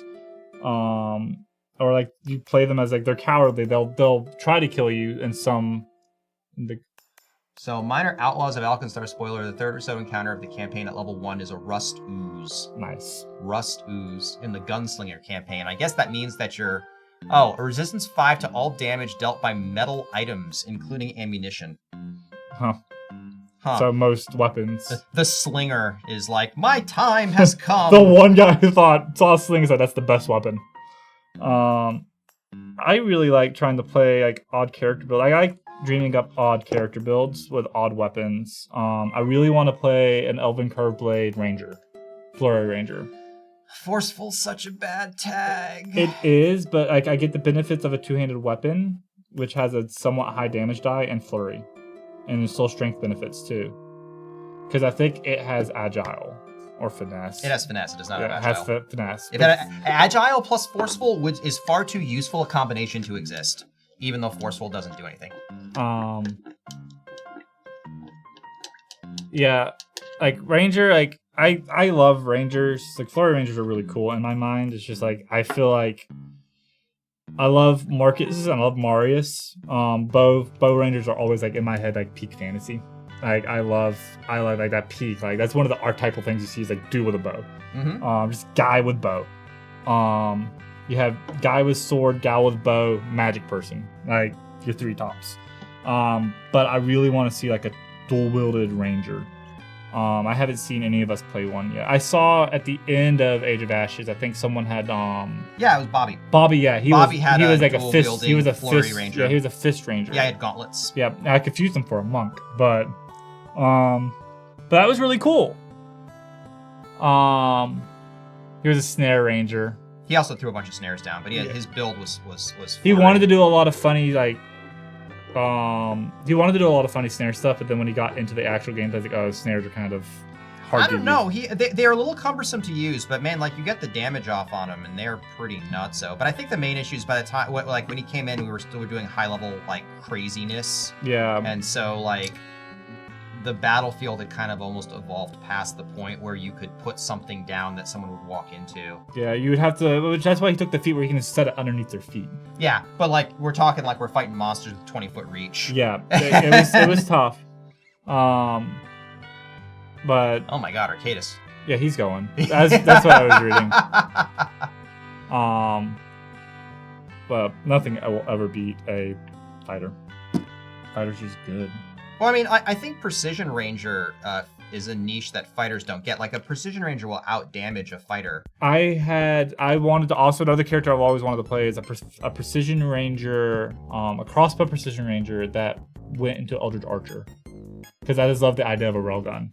Mm-hmm. You just load your bolt up with one really powerful blow, and you go, okay, here's like, if I hit with this one shot, it's like 80 to 90 damage. If I miss, well, that's on me. I'm playing a crossbow ranger. Like, no matter what, if I miss, my turn's done. Well, if you miss, you know what you spend the rest of your turn doing? Reloading and going to cover. That's what like, you do. I love crossbows. Like, they're neat. I just think they're neat.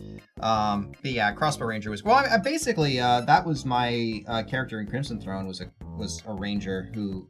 I did Crossbow Ranger, and then Derp's character had a gun, and my character was kind of like, what the heck is this? This is so cool! I want one of those! Yeah, I remember that. I like your ranger a lot, because you filled a niche that I think a lot of players are afraid to do, because you're not afraid to switch like what you needed to do. Like, oh, I need to go to range now. Mm-hmm. So you built your character a little bit more balanced. He didn't lean one way or another, but he was good at both of them. Having that kind of versatility in like a party build is amazing.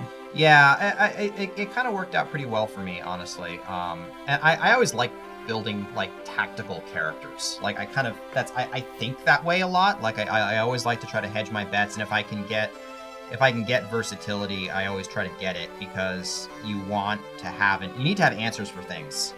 Like, my favorite part about playing a spellcaster is actually not the blowy uppy stuff, it's utility.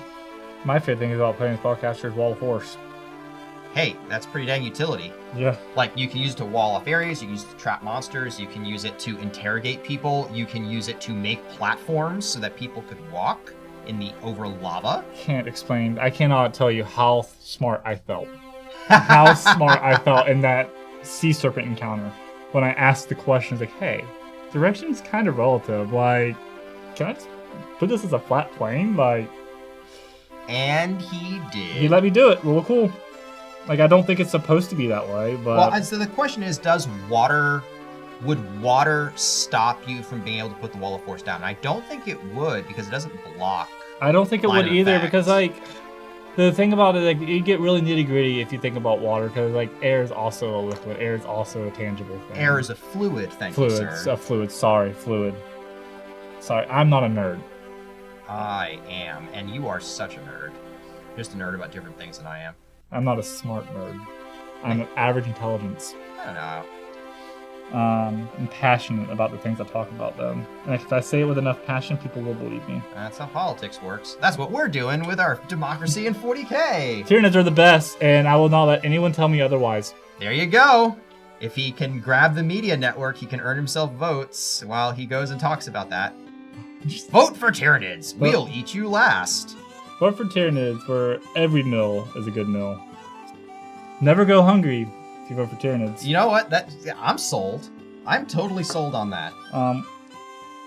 We saw the world. We saw a world hunger issue. We decided to solve it. We saw the world. We got How hungry. to solve world hunger? Eat the world. Eat the world.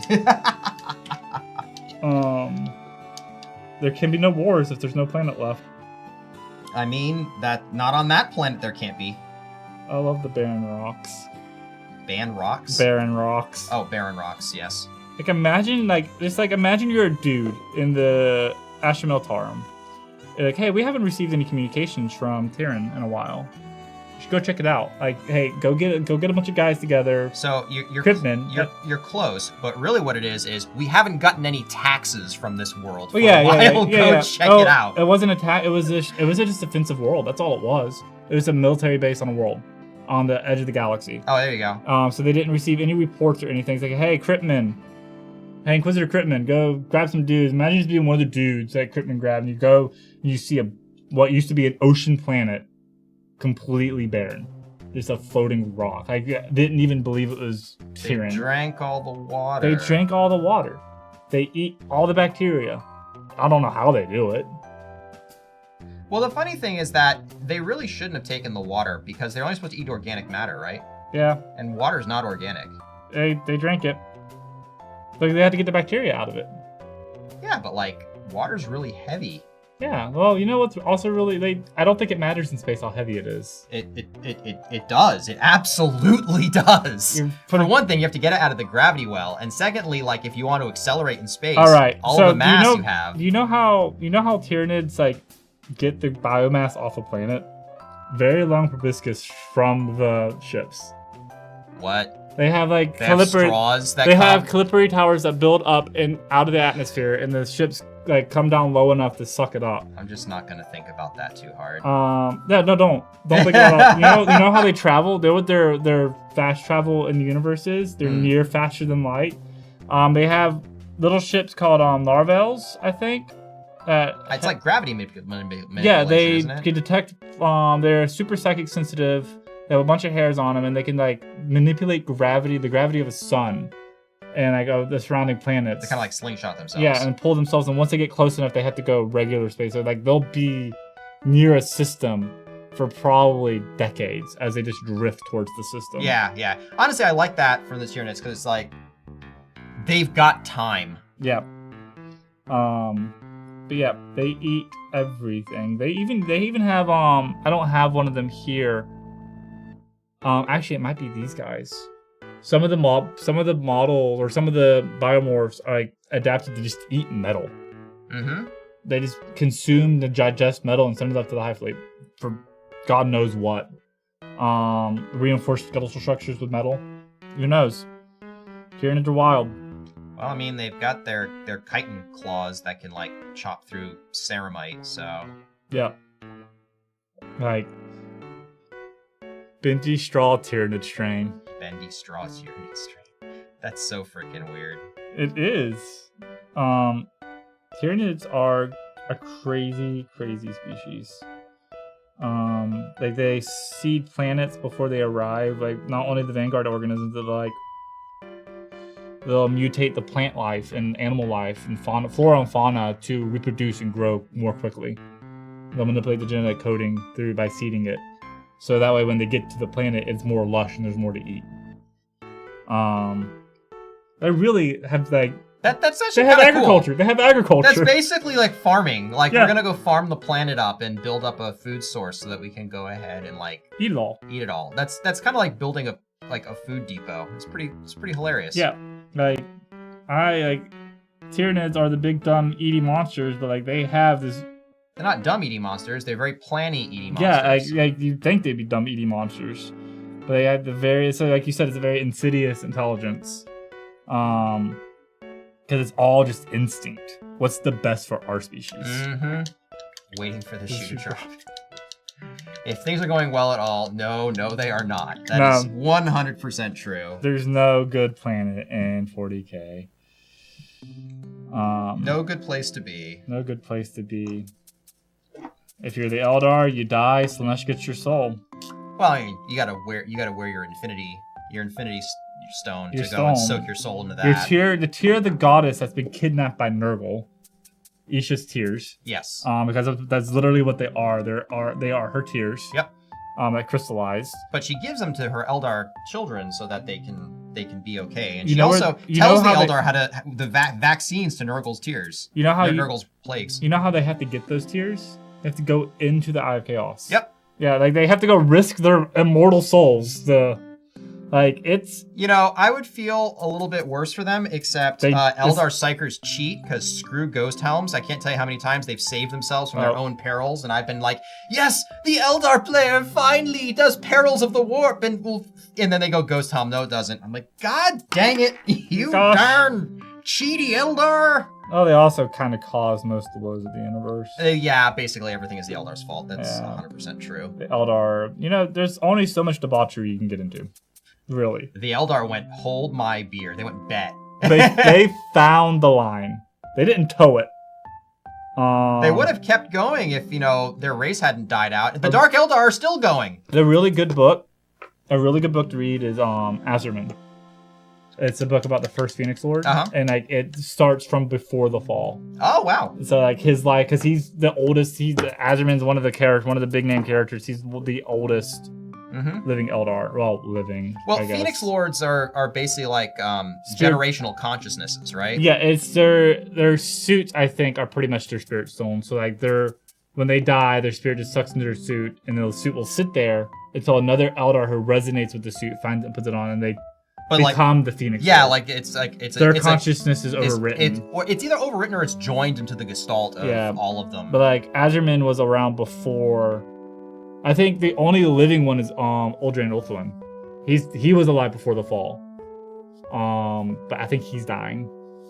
I don't know. It's the Eldar, they're all dying. I mean he's actually turning to crystal. 40K lore is wild. Listening to two nerds talk about it and rant about it for 2 hours, 3 hours is got to be the most confusing thing in the world. Well, we're doing our best to make it as accessible as we can. And I got to say, you're all very good sports for playing along with it. Or either that or you're actually enjoying it, which is also a possibility. I get most of my lore just by reading wiki pages. I go into Wiki Dive. I read 2 books, and I read a bunch of the Codex stuff, too. Have you ever read the Cyphus Cain books? No. Cyphus Cain is hilarious. He's the hero of the Imperium. He's the hero of the Imperium, but it's like, he just wants a cushy desk job. But circumstances keep throwing him into situations where he must be heroic and badass or die trying. And that is the story of some fantastically hilarious... I think, I love the little lore excerpts in, the books. The reason you buy the Codex is, I guess the rules, but, they have some really cool little short stories. I always love to tell Ultramarine players that they lost their planet, the Tyranids, because they did.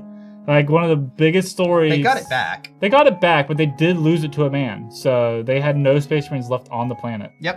There were no Tyranids left on the planet either, but... But yeah. But they lost it. All right, well, call the draw. Well, no, there were Tyranids left on the planet, but they exploded the Hive fleet, so they couldn't get reinforcements, so they just went back down and wiped out all the Tyranids. Turns out if you kill the Hive fleet, what are they going to do? They'll keep eating things until you tell them to stop. Yeah. No. With guns. Stop. They lost it to a man. The homeworld... That was the first company, too. Yeah, it's the homeworld of the Ultramarines. After the fall of, after they found out that Tyranids were a thing, they didn't really have any idea how to stop it, and the Hive fleet was dead set going straight towards Ultramar, which is home of the Ultramarines. I love how Ultramarines, the Ultramarines chapter is basically named after a paint color. Yeah, but Ultramarine blue, by the way, is a real paint color. It is a very real paint color, and the Tyranids invaded the planet in force, and completely caught the Space Marines off guard somehow. And like they were fighting to the best they can. They didn't really understand the threat. So quiet offense slash will get loud now. So the Tyranids were invaded. Marnius Calgar, the chapter master of the Ultramarines, affectionately known as Papa Smurf. Papa Smurf, like the Hive Tyrant, the Hive Fleet sent down like the strongest thing. They sent down the Swarm Lord to take control of the fleets on the ground, the forces on the ground, and Swarm Lord's like a tactical genius bug. I don't get it, but I love it. And everything gets really organized. And Marnius Calgar like decides I'm gonna go fight that bug. I'm gonna go punch that bug with my giant fist. And he did. He did, and got both his arms cut off. He got better. He got better. His honor guard had to drag him away from the fight to abandon the planet, and they abandoned the planet. And they had some shenanigans in space, blew up the Hive Fleet, came back down to the planet. Some shenanigans in space. Like a ship, I think the story's been rewritten a couple times. I think a ship came out of the warp, or got incredibly damaged, and they found out where the rest of the Hive Fleet was waiting for like a pincher attack. The ship was so damaged, like just blow up the warp core. It's like send it straight in the middle of the foot and blow up the warp core. So they did that and took out the whole fleet. I'm like, okay, that's fair, I guess. Who am I to argue? He was really rooting for the Nids to eat everybody. I was really rooting for the Nids to win. But when they came back down to the planet, there were no surviving Space Marines on the planet. Like, they went to the last base where they fortified themselves, and like that was like all of them were dead. Yeah, like, well, they actually like found them, like the last survivors were in a circle in their Terminator armor, and they were dead in their armor. Like they had fought to the last man, like in a last stand circle. Very heroic. I wasn't gonna make them heroic.